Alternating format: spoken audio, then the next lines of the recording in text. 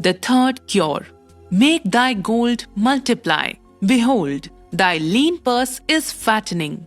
Thou hast disciplined thyself to leave therein 1/10 of all thou earnest. Thou hast controlled thy expenditures to protect their growing treasure. Next, we will consider means to put thy treasure to labor and to increase. Gold in a purse is gratifying to own and satisfies a miserly soul but earns nothing.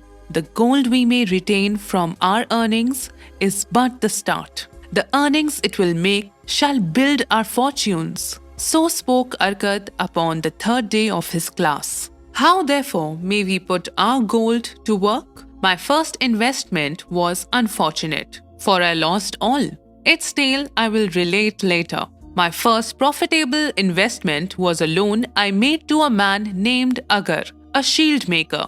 Once each year did he buy large shipments of bronze bought from across the sea to use in his trade, lacking sufficient capital to pay the merchants. He would borrow from those who had extra coins. He was an honorable man. His borrowing he would repay, together with a liberal rental as he sold his shields. Each time I loaned to him, I loaned back also the rental he had paid to me. Therefore, not only did my capital increase, but its earnings likewise increased. Most gratifying was it to have these sums returned to my purse. I tell you, my students, a man's wealth is not in the coins he carries in his purse.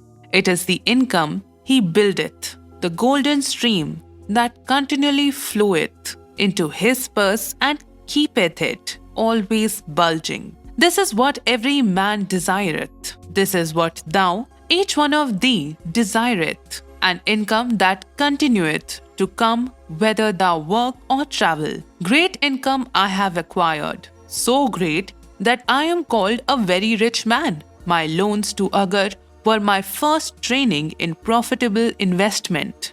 Gaining wisdom from this experience, I extended my loans and investments as my capital increased. From a few sources at first, from many sources later, flowed into my purse a golden stream of wealth available for such wise uses as I should decide.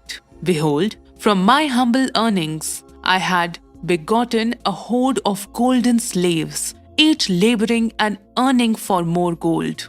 As they labored for me, so their children also labored, and their children's children, until great was the income from their combined efforts. Increaseth rapidly when making reasonable earnings, as thou wilt see from the following.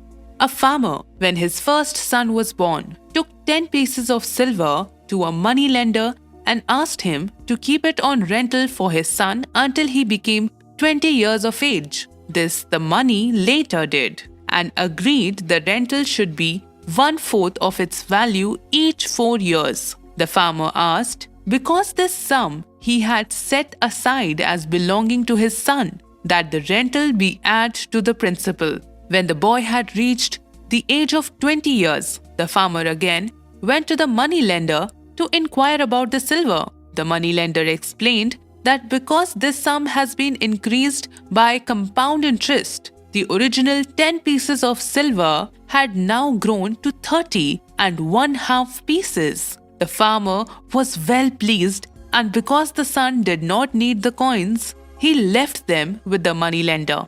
When the son became the father, meantime having passed to the other world, the money lender paid the son in settlement 167 pieces of silver.